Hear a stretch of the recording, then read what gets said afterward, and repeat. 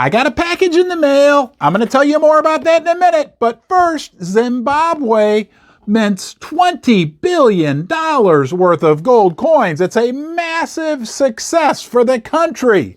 And then the IMF shows up and says, stop it, knock it off. And the coolest part is Zimbabwe's response to the IMF. We're going to cover all that in this video. It is super interesting. But first, let's just realize what's gone on in Zimbabwe recently. As recently as July of last year, they had inflation over 200%. So the Central Bank of Zimbabwe said, you know what, we're going to mint gold coins, make them available to our citizens to help control inflation and stop the rapid depreciation of our currency. And it was a huge, huge success. But then the IMF showed up in December and did a mission examination and had some choice words for Zimbabwe, to which Zimbabwe had an awesome reply. You're going to be cheering for them. Let's talk about it right now.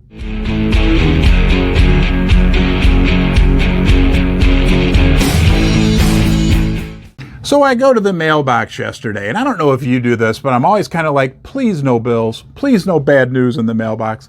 I open the mailbox, and this is inside of it. A package, a birthday package, because tomorrow's my birthday. And it's from my good friend, one of my loyal viewers, Chris P. I'm so excited. I bring it inside the house. I start to open it, and Susie's there. And she says, what are you doing? What is that? I said, well, that's a birthday package from my friend Chris P., you know, the guy down in Florida, a good friend of mine. She said, you're not opening that now. I said, what do you mean? She said, you don't open birthday presents till your birthday. She's like a stickler about this. I'm like, oh, well. So I emailed Chris. I said, Chris, I can't open it till my birthday. Susie says so. He said, no, you open it now. You're the boss, Ron. And I thought, well, I'm only the boss in the basement. I'm not the boss in the kitchen. I said, I think I better wait till my birthday. So tomorrow I'm going to open this, and I got a feeling, I'm going to do it during my video. There's a lot more in here than unicorn fart dust. So Zimbabwe mints $20 billion worth of gold coins.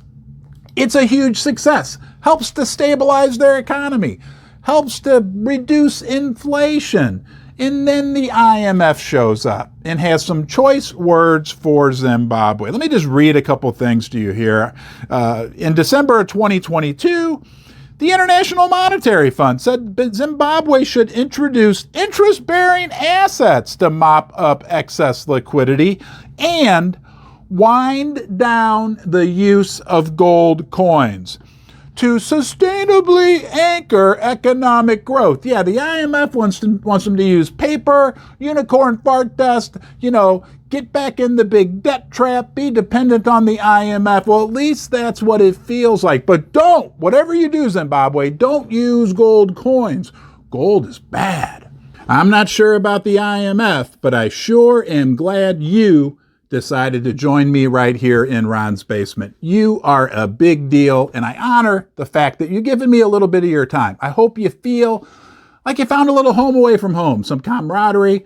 I want you to come back. Please subscribe. Now let's get back to the video. Here's a little quote about the effectiveness of the gold coins. As an open market operation tool, gold coins have effectively reduced excess liquidity that was chasing few dollars in the economy. Yes, excess liquidity that was creating hyperinflation. Gold coins was the antidote for that, and it worked. But the IMF, they don't like that. Let me read this to you. The IMF said the central bank should restore the effectiveness of monetary policy, including the use of appropriate interest-bearing instruments, aka unicorn fart dust, to mop up liquidity, wind down the use of gold coins. I think I said that already. In his response at the time, this is the great part. The RBZ governor, that's the head of the central bank, Dr. John Manguja. We like you, Dr. John. We like you because this is what he said. He said the bank will not, I repeat, will not reduce the use of gold coins nor eliminate them. The IMF mission team to Zimbabwe did not fully appreciate the bank's noble objective. noble objective of introducing gold coins into the domestic economy, Dr. John said. They view the issuance of gold coins as tantamount to intervening in the foreign exchange market, thus depleting the foreign exchange reserves. The bank, however, views the gold coins as an alternative product or asset to foreign currency. Interesting. So we have, currency versus gold in the economy's dual currency system. Hence, a retail open market operations instrument for store of value. Gold is a store of value, Dr. John is saying, and for mopping up excess liquidity.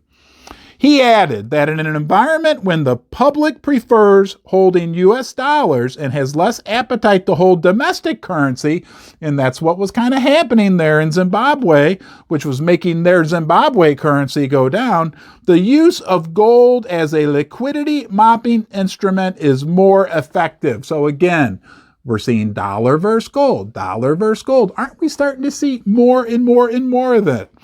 According to the Central Bank of Zimbabwe, it sold a total of 25,188 gold coins worth $20 billion as of January 13, 2023.